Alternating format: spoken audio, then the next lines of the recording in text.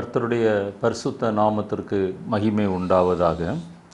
இந்த நாளிலும் திறக்கப்பட்ட வாசல்கள் என்கிறதான தலைப்பிலே நான் உங்களோடு கூட வேதத்திலிருந்து குறிப்பாக ஒரு முக்கியமான ஒரு 10 வாசல்களை குறித்து உங்களோடு கூட பேசலாம் என்று ஆவியானவருடைய ஏவுதலினாலே உங்களுக்கு முன்பாக அமர்ந்திருக்கிறேன். முதலாவதாக அதற்கு ஆதாரமாக ஒரு வசனத்தை வாசித்து நாம் ஜெபிப்போம். யோவான் எழுதின சுவிசேஷம் 10ஆம் அத்தியாயம் 7-9 வசனங்கள். இயேசு என்ன சொல்கிறார்? நானே ஆடுகளுக்கு வாசல், நானே வாசல். என் வழியாய் ஒருவன் உட்பிரவேசித்தால் இரட்சிக்கப்படுவான், அவன் உள்ளும் புறம்பும் சென்று மேய்ச்சலை கண்டடைவான். ஒரு நிமிடம் நம்முடைய கண்களை மூடி நம்முடைய தலைகளை தாழ்த்தி கர்த்தரை நோக்கி பார்ப்போம். நல்ல ஆண்டவரே, இன்றைக்கும் நாங்கள் வேதத்தில் இருந்து தியானிக்க போகிறதான சில திறக்கப்பட்ட வாசல்கள், அதோடு சேர்ந்ததான ஆவிக்குரிய அந்த பாடங்களை நாங்கள் கற்றுக்கொள்ள கர்த்தர் எங்களுக்கு மனக்கண்களை திறக்கும்படியாய் ஜெபிக்கிறோம். பேசுகிற எனக்கும் கேட்கிற ஒவ்வொருவருக்கும் ஆசீர்வாதமாய் மாற்றும். அடியானை மறைத்து கொள்ளும், உம்முடைய நாமத்தை மாத்திரம் மகிமைப்படுத்தும். தாழ்த்துகிறோம், வெறுமையாக்குகிறோம். இயேசு கிறிஸ்துவின் வெளியேறப்பெற்ற நாமத்தில் ஜெபிக்கிறோம். ஜெபங்கேளும் ஜீவனுள்ள எங்கள் நல்ல பிதாவே, ஆமென்.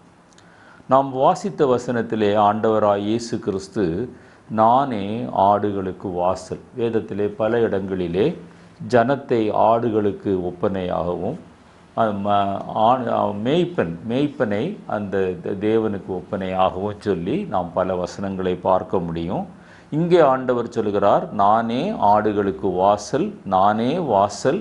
என் வழியாய் ஒருவன் உட்பிரவேசித்தால் இரட்சிக்கப்படுவான், அவன் உள்ளும் புறம்பும் சென்று மேய்ச்சலை கண்டடைவான். இதுபோல பல இடங்களிலே வாசல் பல காரியங்களுக்கு ஓமானமாய் சொல்லப்பட்டிருக்கிறது. உதாரணமாக ஆதியாகமம் 4:7 வாசிக்கும்போது பாவம் வீட்டு வாசற்படியில் படுத்து கொள்ளும் என்பதை நீங்கள் பார்க்க முடியும்.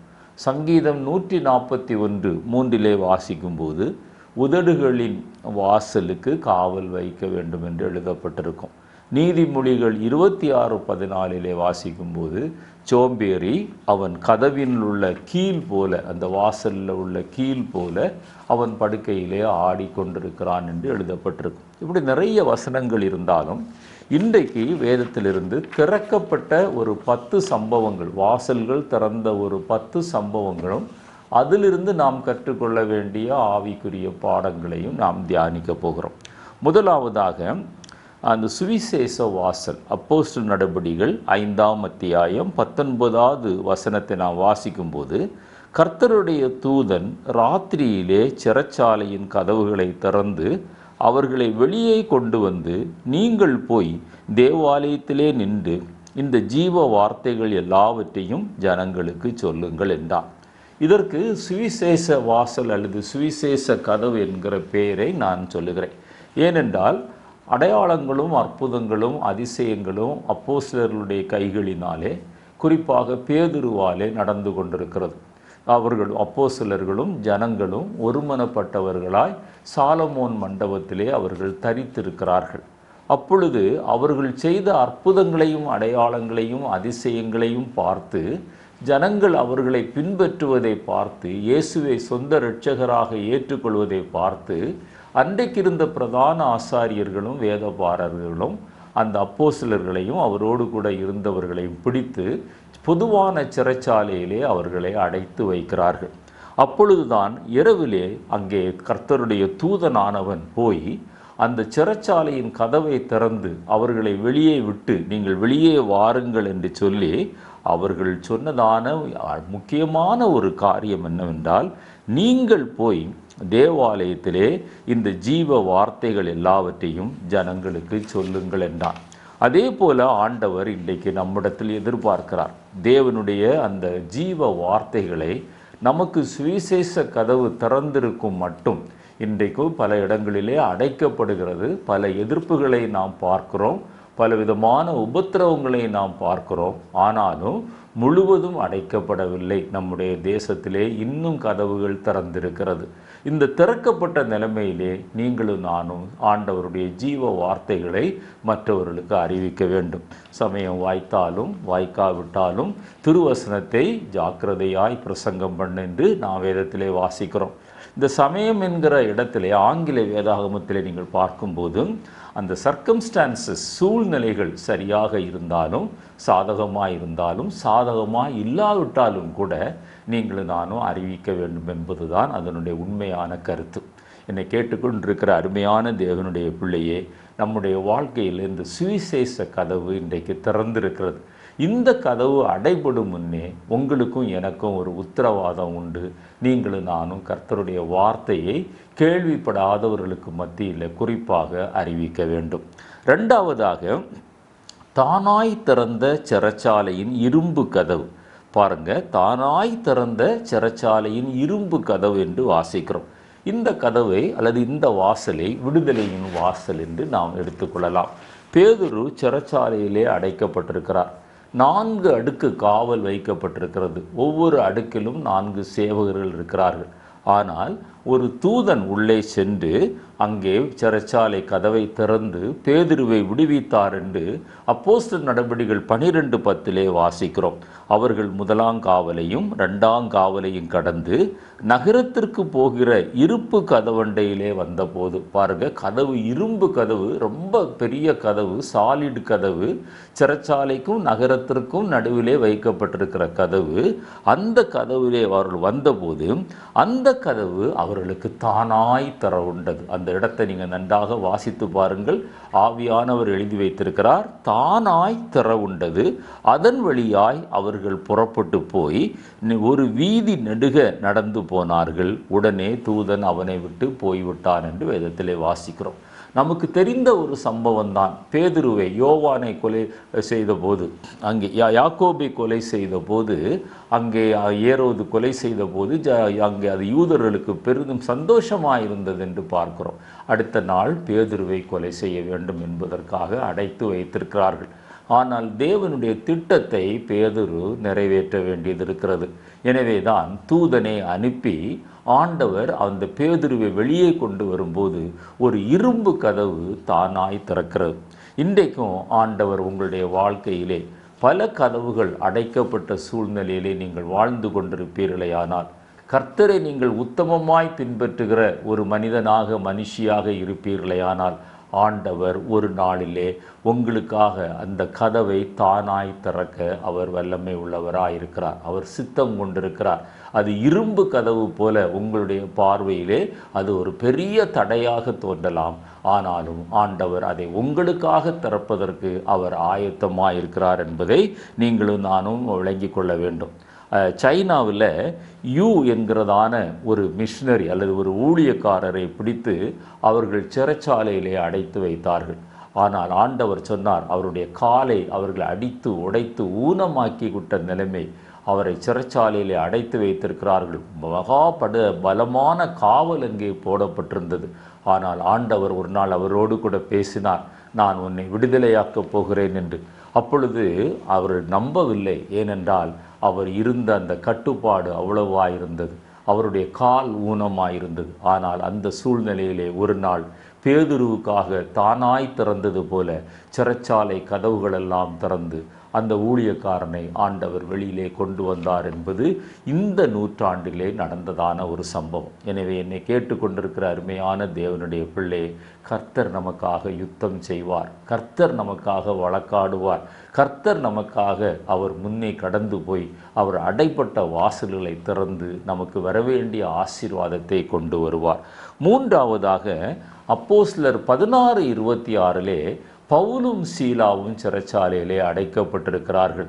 அப்பொழுது அவர்களை விடுதலையாக்க ஆண்டவர் சித்தம் கொண்ட போது ஒரு பூமி அதிர்ச்சி, ஒரு மினி எர்த்குவேக்கை ஆண்டவர் உண்டு பண்ணுகிறார். அந்த பூமி அதிர்ச்சியின் மூலமாக அந்த அஸ்திபாரங்கள் அசைகிறது. சிறைச்சாலையின் கதவுகள் தானாய் திறக்கிறது. இந்த கதவுக்கு அல்லது இந்த திறந்த வாசலுக்கு நான் இரட்சிப்பின் வாசல் என்று பெயரிடுகிறேன். ஏனென்றால் இந்த சிறைச்சாலை கதவுகள் திறந்து அவர்கள் அதை பார்த்த அந்த சிறைச்சாலை அந்த காவல்காரன் அவன் தன்னை மாய்த்து கொள்ள போகும்போது பவுலும் சீலாவும் சத்தமிட்டு, நீ உன்னை ஒன்றும் செய்யாதே என்று சொல்லி அவனை இரட்சிப்பிற்குள் வழி நடத்தினார்கள். அவனும் அவன் வீட்டாரும் ஆண்டவராய் இயேசு கிறிஸ்துவை தங்களுடைய வாழ்க்கையிலே சொந்த இரட்சகராக ஏற்றுக்கொண்டார்கள். அந்த வசனத்தை நான் வாசிக்கிறேன். அப்போஸ்தலர் நடபடிகள் 16:25-26 வாசிக்கும்போது, நடுராத்திரியிலே பவுலும் சீலாவும் ஜெபம் பண்ணி தேவனை துதித்து பாடினார்கள். காவலில் வைக்கப்பட்டவர்கள் அதை கேட்டு கொண்டிருந்தார்கள். சடிதியிலே சிறைச்சாலையின் அஸ்திபாரங்கள் அசையும்படியாக பூமி மிகவும் அதிர்ந்தது. உடனே கதவுகளெல்லாம் திறவுண்டது. எல்லாருடைய கட்டுகளும் கலண்டு போயின. கதவுகள் எல்லாம் திறவுண்டது. காரணம் என்ன? கட்டப்பட்ட நிலைமையிலே கால்கள் தொழுமரத்திலே மாட்டப்பட்டிருக்கிறது, கைகளிலே சங்கிலி கட்டப்பட்டிருக்கிறது. அந்த சூழ்நிலையிலும் பவுலும் சீலாவும் நடு இரவிலே அவர்கள் தேவனை துதித்து பாடி அவர்கள் ஜெபம் பண்ணி கொண்டிருந்தார்கள். அதை மற்றவர்கள் கேட்டு கொண்டிருந்தார்கள் என்று வேதத்திலே வாசிக்கிறோம். என்னை கேட்டுக்கொண்டிருக்கிற அருமையான தேவனுடைய பிள்ளையே, உங்களுடைய வாழ்க்கையிலும் பலவிதமான கட்டுகளுக்கு மத்தியில், பலகீனங்களுக்கு மத்தியில் நீங்கள் காணப்பட்டாலும், அந்த சூழ்நிலையிலும் நீங்கள் கர்த்தரை பாடி ஆராதிப்பதை, துதித்து ஆராதிப்பதை உங்களை சுற்றியிருக்கிற ஜனங்கள் கேட்க வேண்டும். அப்படிப்பட்ட அனுபவம் உங்களுடைய வாழ்க்கையிலே இருக்குமேயானால், அன்றைக்கு அந்த ஒரு பூமி அதிர்ச்சியை உண்டு பண்ணி சிறைச்சாலையின் அஸ்திபாரங்களை அசைத்து அங்கே அந்த எல்லா கதவுகளையும் திறக்கப்பட செய்து, அதே நேரத்தில் அந்த சிறைச்சாலைக்காரனுடைய குடும்பமும் ரட்சிக்கப்படத்தக்கதாய் கர்த்தர் பெரிய காரியங்களை நடப்பித்தது போல உங்களுடைய வாழ்க்கையிலே ஆண்டவர் நடப்பிப்பார். எனவே இந்த நாளிலே இந்த கதவிலிருந்து நாம் கற்றுக்கொள்ள வேண்டிய பாடம், எல்லா சூழ்நிலையிலும் தேவனை நீங்களும் நானும் ஆராதிக்க வேண்டும், துதிக்க வேண்டும். நம்முடைய வீட்டிலிருந்து அந்த துதியின் சத்தம் எழும்ப வேண்டும். சூழ்நிலைகள் சாதகமாக இருந்தாலும் இல்லாவிட்டாலும் கர்த்தரை ஆராதித்து மகிழ்கிற ஒரு அனுபவம். நான்காவதாக, புறஜாதிகளுக்கு சுவிசேஷம் அறிவிப்பதற்காக திறந்த ஒரு வாசல். அப்போஸ்தலர் நடபடிகள் 14:27 பவுலும் பர்னபாவும் அந்தியோகியா பட்டணத்திற்கு வருகிறார்கள். அங்கு உள்ள விசுவாசிகள் தான் முதலிலே கிறிஸ்தவர்கள் என்று அழைக்கப்பட்டார்கள் என்று வேதம் சொல்கிறது. அவர்கள் அங்கே சேர்ந்த பொழுது சபையை கூடிவர செய்து தேவன் தங்களை கொண்டு செய்தவைகளை, அவர் புறஜாதிகளுக்கு விசுவாசத்தின் கதவை திறந்ததையும் அவர்கள் அறிவித்தார்கள். அந்த நாட்களிலே யூதர்களுக்கு மாத்திரம் அறிவிக்கப்பட்ட காலத்திலே பவுலும் சீலாவும் அவர்களுடைய நாட்களிலே அது புறஜாதிகளுக்கும் சொல்லப்படும்படியான கிருபையை ஆண்டவர் கொடுத்தார். இன்றைக்கும் அறிவிக்கப்படாத இடங்களிலே நீங்களும் நானும் சுவிசேஷத்தை அறிவிக்க பிரயாசப்பட வேண்டும். அல்லது அப்படி அறிவிப்பவர்களை நீங்களும் நானும் ஜெபத்தினாலும் பொருளாலும் தாங்க வேண்டும். அப்படிப்பட்ட ஊழியங்கள் இந்த நாளிலே நம்முடைய நாட்களிலே பெருக வேண்டும். அறிவிக்கப்படாத எத்தனையோ கிராமங்கள், எத்தனையோ இடங்கள், இயேசு யார் என்று கேட்கிற ஜனங்கள், இயேசு என்னுடைய விலை என்னவென்று கேட்கிற ஜனங்கள், அப்படிப்பட்ட அறியாமையின் இருளில் இருக்கிற ஜனங்களுக்கு, அந்த புறஜாதிகளுக்கு அன்றைக்கு சுவிசேஷத்தை அறிவிப்பதற்காக அனுகூலமான ஒரு கதவு திறந்தது போல இன்றைக்கு நீங்களும் நானும் அந்த திறந்த கதவின் வழியாக அறிவிக்கப்படாத ஜனங்களுக்கு, புறஜாதிகளுக்கு சுவிசேஷத்தை அறிவிக்க நீங்களும் நானும் பிரயாசப்பட வேண்டும். ஐந்தாவதாக, எபேசு பட்டணத்திலே சுவிசேஷம் அறிவிக்க பவுலுக்கு திறந்த அனுகூலமான கதவு என்று எழுதப்பட்டிருக்கிறது. ஆங்கிலத்திலே எஃபெக்டிவ் டோர். அங்கே ஒரு அனுகூலமான கதவு, கிரியை செய்வதற்கு ஏதுவான ஒரு கதவு எபேசு பட்டணத்திலே அறிவிப்பதற்காக. 1 கொரிந்தியர் 16:9 ஏனெனில் இங்கே பெரிதும் அனுகூலமான கதவு எனக்கு திறக்கப்பட்டிருக்கிறது, விரோதம் செய்கிறவர்களும் அநேகர் இருக்கிறார்கள் என்று பவுல் எழுதுகிறதை நாம் பார்க்கிறோம்.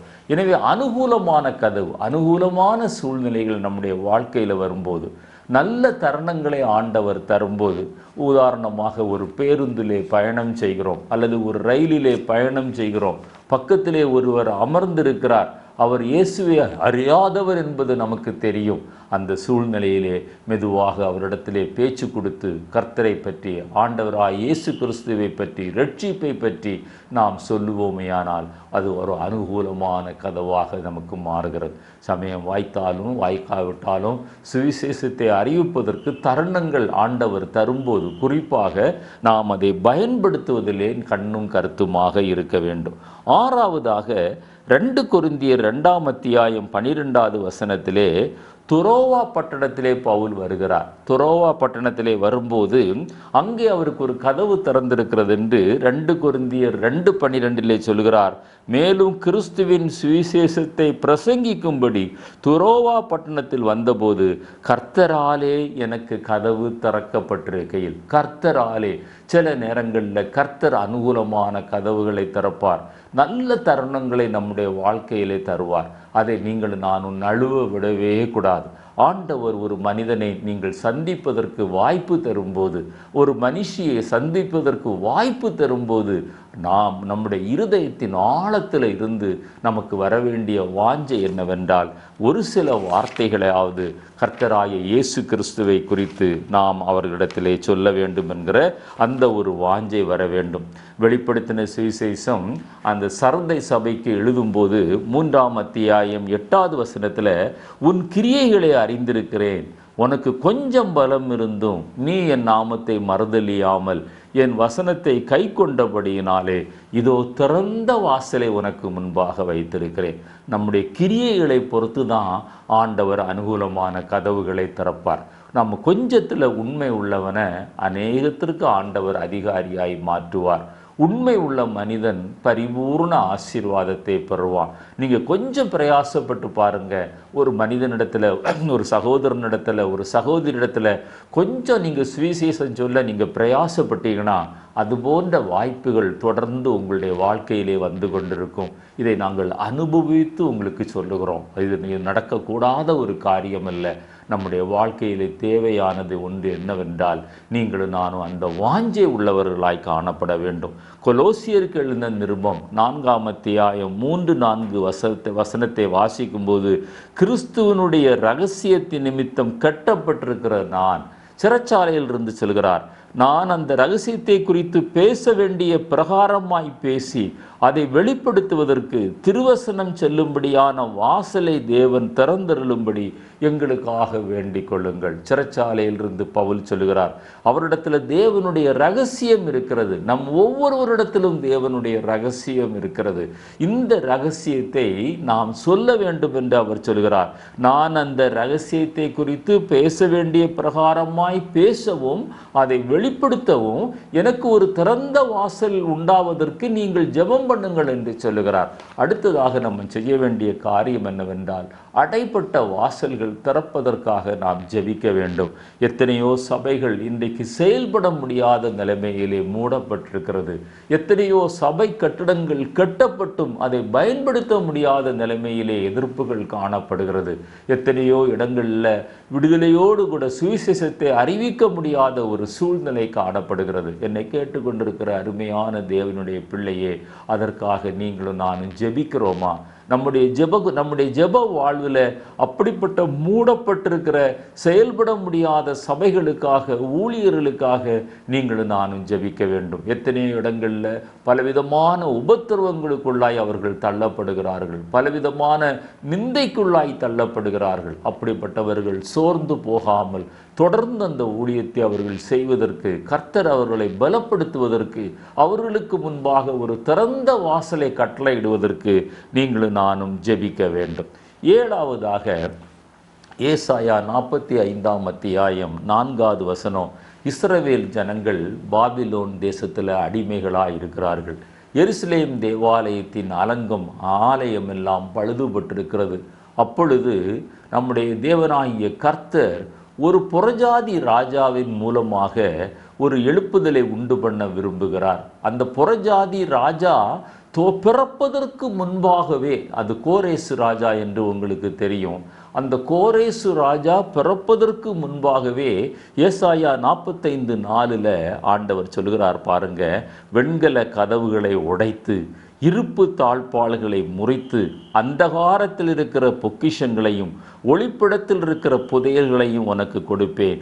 நான் என் தாசனாகிய யாக்கோபி நிமித்தமும் நான் தெரிந்து கொண்ட இஸ்ரவேலி நிமித்தமும் நான் உன்னை பெயர் சொல்லி அழைத்து நீ என்னை அறியாதிருந்தும் உனக்கு நாமம் தரித்தேன் என்று அவனுக்கு அந்த தீர்க்க தரிசனமாக கோரேசு பிறப்பதற்கு முன்பாக அவனுக்கு கோரேஸ் என்று பெயரிடப்படும் என்றும் தீர்க்க தரிசனம் உரைக்கப்பட்டது. கோரேசு பிறப்பதற்கு முன்பாகவே ஆண்டவர் சொல்லுகிறார், ஒரு ராஜா ஒருத்தன் பிறக்க போகிறான், அவனுடைய பெயர் கோரேசு, அவன் இந்த பாபிலோன் சாம்ராஜ்யத்தில் அடைக்கப்பட்ட அந்த இருப்பு தாழ்பாள்கள், இந்த வெண்கல கதவுகளை திறந்து ஆசீர்வாதங்களை வெளியே கொண்டு வருவான். அவனை கொண்டு நான் என்னுடைய ஆலயத்தை பழுது பார்ப்பேன், இஸ்ரவேல் ஜனங்களுக்குள்ள ஒரு எழுப்புதலை உண்டு பண்ணுவேன். இந்த தீர்க்க தரிசனம் உரைக்கப்பட்டது எப்பொழுது தெரியுமா? கிமு 712 கோரேசு பிறப்பதற்கும் பல ஆண்டுகளுக்கு முன்பாக. ஆனால் இந்த தீர்க்க தரிசனம் நிறைவேறினது கிமு 538 அக்டோபர் மாதம் 29வது நாள். சரித்திரபூர்வமான உண்மை. நீங்கள் தானியேல் தீர்க்கதரிசியின் புத்தகம் 5ஆம் அத்தியாயம் 23 31 வரை வாசித்து பார்ப்பீர்களேயானால் இந்த திறக்கப்பட்ட வாசலை குறித்து நீங்கள் பார்க்க முடியும். இது நீதி செய்வதற்காக, நீதியை சரி கட்டுவதற்காக இஸ்ரவேல் ஜனங்கள் அவர்கள் அடிமைகளாயிருக்கிறார்கள், தாழ்த்தப்பட்டிருக்கிறார்கள். எருசலேம் தேவாலயம் சுட்டரிக்கப்பட்டு அலங்கங்கள் இடிந்து கிடக்கிற நிலைமையில் ஆண்டவர் ஒரு புறஜாதி ராஜாவின் மூலமாக அதை சரி கட்ட, நீதியை சரி கட்டுவதற்காக சொல்லுகிறார். எப்படிப்பட்ட கதவுகள்? வெண்கல கதவுகள். எப்படிப்பட்ட தாழ்பாள்கள்? இருப்பு தாழ்பாள்கள். சரித்திரம் சொல்கிறது, பல யானைகளை கொண்டு வந்து அந்த யானைகளை அந்த கதவை அழுத்த சொன்னால் கூட அந்த கதவு திறக்காதாம். அவ்வளவு ஸ்ட்ராங்கான கதவு, அவ்வளவு வலிமையான தாழ்பாள்கள். ஆனால் எப்படி திறந்தது என்று நினைக்கிறீர்கள்? அவர்களுக்கு ஞாபக மறதியை தேவன் கட்டளையிட்டு அவர்கள் அந்த குறிப்பிட்ட நாளிலே, அவர்கள் அந்த அக்டோபர் மாதம் 29ஆம் தேதி கிமு 538ஆம் ஆண்டிலே அவர்கள் அந்த தாழ்பாள்களை போட மறந்தபோது கோரேசு ராஜாவும் அவனுடைய படைகளும் உள்ளே நுழைந்து சென்றதென்று சரித்திரம் சொல்கிறது. உங்களுக்காக ஆண்டவர் நீதியை சரி கட்டுகிற தேவன், அடைக்கப்பட்ட வாசலை திறக்கிற தேவன். அது இருப்பு தாழ்பாள்களாக இருக்கலாம், அது வெண்கல கதவுகளாக இருக்கலாம். ஆனால் ஒன்றை விளங்கி கொள்ளுங்கள், நீங்கள் தேவனுடைய பிள்ளைகளாக இருப்பீர்களே ஆனால் கர்த்தர் உங்களுக்காக முன் கடந்து செல்லுவார். அவர் அந்த இருப்பு தாழ்பாள்களை, அந்த வெண்கல கதவுகளை அவர் உங்களுக்காக திறப்பார். அல்லது அவர்களை திறக்க, அவர்களை பூட்டக்கூடாதபடி அவர்களுக்கு மறதியை கொடுப்பார். கர்த்தருடைய வழிகள் வினோதமானவைகள், அவைகள் ஆராய்ந்து முடியாது. உங்களுக்காக ஆண்டவர் செய்கிற தேவனாயிருக்கிறார். 8வதாக திறக்கப்பட்ட ஆலயத்தின் கதவுகள். என்று வேதத்திலே பல இடங்களிலே ஆலயத்திலே கதவுகள் திறந்ததை குறித்து நாம் வாசிக்க முடியும். கர்த்தர் சாமுவேலோடு கூட பேசுகிறார். பிள்ளையாண்டான் சிறுவனாயிருக்கிறான். சாமுவேலே சாமுவேலே என்று கூப்பிடுகிறார். 3வது தடவை தான் அந்த சாமுவேல் அது தேவனுடைய வார்த்தை என்று ஏலி மூலமாக உணர்ந்து கொண்டு, கர்த்தாவே நீர் சொல்லும், அடியேன் கேட்கிறேன் என்பதை நீங்கள் 1 சாமுவேல் அந்த 3ஆம் அத்தியாயத்திலே நீங்கள் வாசிக்க முடியும். ஆனால் 15வது வசனம் என்ன சொல்கிறது? சாமுவேல் விடியற்காரம் மட்டும் படுத்திருந்து கர்த்தருடைய ஆலயத்தின் கதவுகளை திறந்தான். அவன் சாமுவேல் அந்த ஆலயத்தில் கர்த்தருடைய சத்தத்தை கேட்டான். 3 முறை ஆண்டவர் 2 தடவை பேரை சொல்லி சொல்லி கூப்பிடுகிறார், சாமுவேலே சாமுவேலே என்று. அந்த சத்தத்தை கேட்ட சாமுவேல் அதற்கு பிறகு நித்திரை அடைந்து காலையில் எழும்பின உடனே அவர் செய்கிற முதல் வேலை ஆலயத்தின் கதவுகளை திறந்தான். இது எதை காட்டுகிறது என்றால், தேவன் நம்மோடு கூட பேச வேண்டும். அவருடைய மெல்லிய சத்தத்தை நீங்கள் கேட்பீர்களேயானால், நானும் கேட்பேனேயானால் பூட்டப்பட்ட கதவுகள் திறக்கும், ஆலயத்தின் கதவுகள் திறக்கும். இன்றைக்கு கட்டடங்கள் கட்டப்பட்டோம், இன்றைக்கு திறக்கப்படாமல் அல்லது சபைகளை ஏய்க்க விடாமல் இருக்கிற அந்த சக்திகளை மேற்கொண்டு ஆண்டவர் கிரியை செய்ய வல்லவராயிருக்கிறார். ஆண்டவரோடு கூட பேசி பழகி சமாதானமாயிருங்கள், அப்பொழுது உங்களுக்கு நன்மை உண்டாகும் என்று யோபுவிலே வாசிப்பது போல நீங்கள் ஆண்டவரோடு கூட பேச வேண்டும், நானும் பேச வேண்டும், அவர் பேசுவதை நாமும் கேட்க வேண்டும். பாருங்க, இஸ்ரவேலர்கள் அல்லது யூதர்கள் பவுலை தேவாலயத்தில் கண்டு நீங்கள் அப்போஸ்தலர் நடபடிகள் 21ஆம் அத்தியாயம் 27 30 வரை நீங்கள் வாசித்து பார்ப்பீர்களேயானால், யூதர்கள் அல்லது அங்கிருந்த இஸ்ரவேலர்கள் பவுலை கொலை செய்வதற்கு அவர்கள் ஆயத்தப்படுகிறார்கள். தேவாலயத்தை சத்தியத்தை சொன்னதினாலே அவர்கள் என்ன செய்கிறார்கள்? தேவாலயத்திற்கு புறம்பே பவுலை இழுத்து கொண்டு போனார்கள். அப்பொழுது வேதம் சொல்கிறது, ஆலயத்தின் கதவுகள் பூட்டப்பட்டன. சாமுவேல் தேவனுடைய சத்தத்தை கேட்டபோது ஆலயத்தின் கதவுகள் திறக்கப்பட்டது.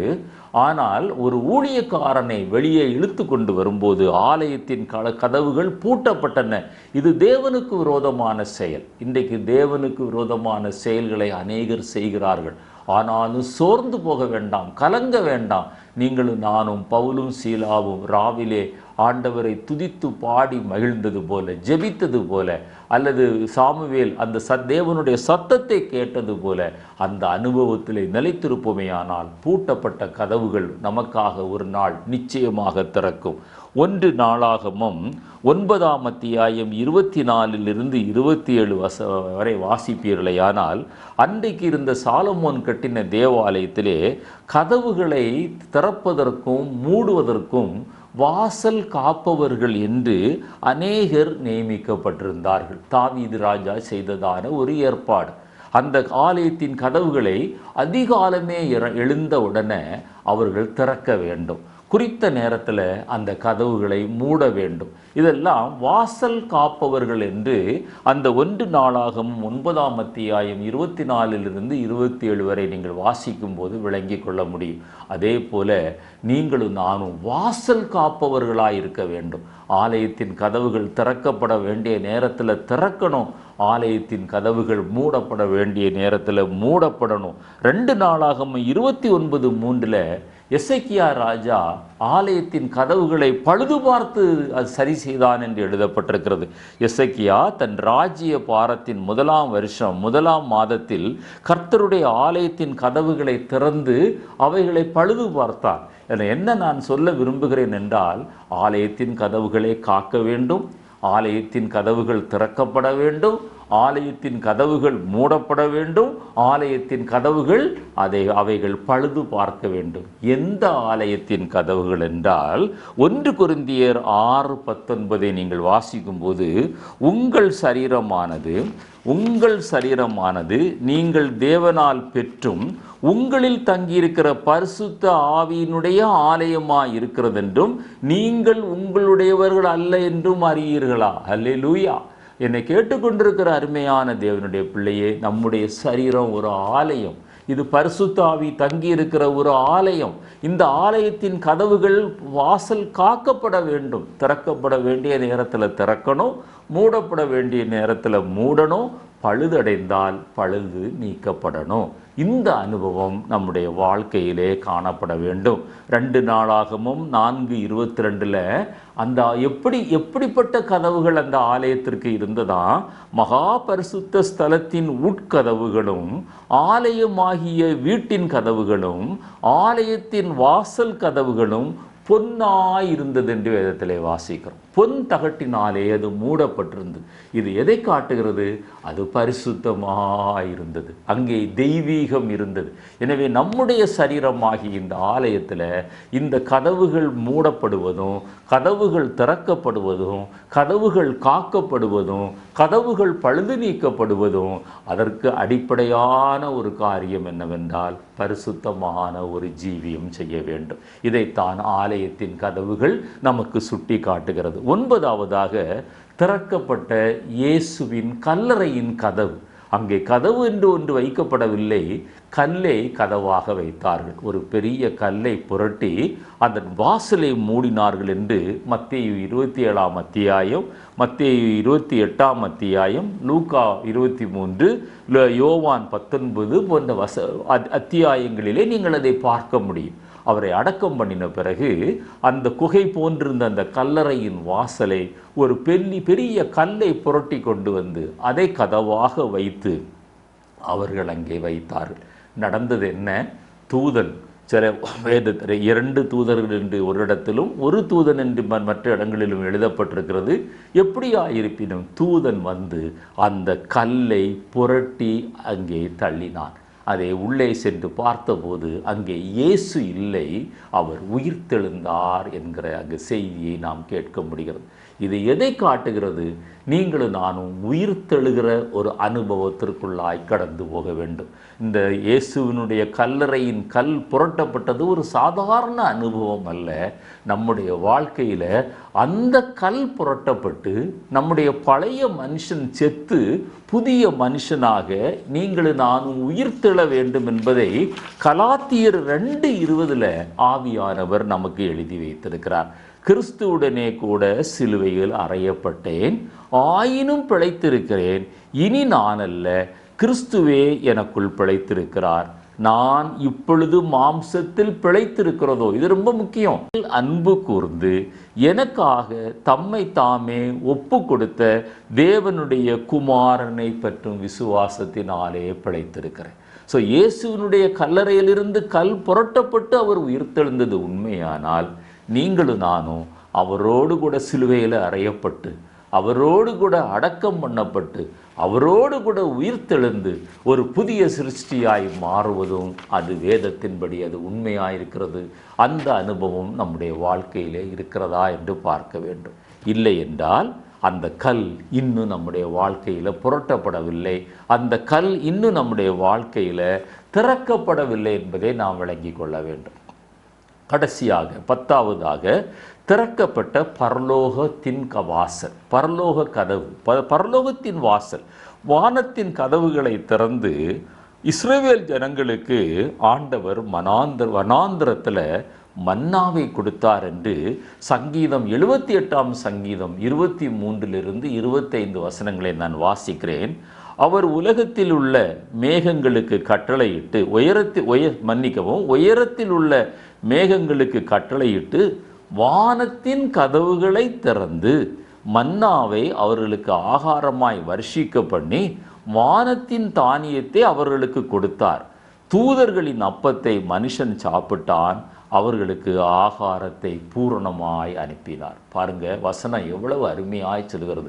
வானத்தின் கதவுகளை திறந்து வானத்தின் தானியத்தினாலே ஒரு மன்னாவை செய்து அது தூதர்களுடைய அப்பமாய் இருந்த போதிலும் அதை அன்றைக்கு இஸ்ரவேல் ஜனங்கள் அவர்கள் வனாந்தரத்தில் அவர்கள் கால்நடையாய் நடந்து போகும்போது கொடுத்தார். எப்போ கொடுத்தார்? எகிப்தின் அடிமைத்தனத்திலிருந்து வெளியில் வரும்போது கொடுத்தார். அதே போல இந்த உலகத்தின் அடிமைத்தனத்திலிருந்து வெளியே வருகிற உங்களுக்கும் எனக்கும் இந்த வேத புத்தகத்தில் உள்ள வார்த்தைகள் ஒவ்வொன்றும் ஜீவ மன்னாவாக ஆண்டவர் நமக்கு கொடுத்து கொண்டிருக்கிறார். இதை நீங்களும் நானும் வாசித்து இதை தியானித்து அதன்படி வாழ்கிற ஒரு அனுபவம் நம்முடைய வாழ்க்கையிலே காணப்பட வேண்டும். உங்களுக்கு தெரியும், அந்த மன்னாவை சேர்த்து வைக்க முடியாது, அது பூஷாணம் பிடித்து விடும் மறுநாள். அதுபோல என்றாவது ஒரு நாள் வேதத்தை வாசித்து வாழ்வதல்ல, தினமும் வேதத்தை வாசித்து தியானித்து அதன்படி வாழ்கிற ஒரு வாழ்க்கையை சுட்டி காட்டுவதற்காகத்தான் ஆண்டவர் அன்றைக்கு வானத்தின் கதவுகளை திறந்து அவர் மன்னாவை கொடுத்தார் என்று வாசிக்கிறோம். அடுத்ததாக ஒரு இடத்திலே வானத்தின் கதவுகளை திறந்தார்.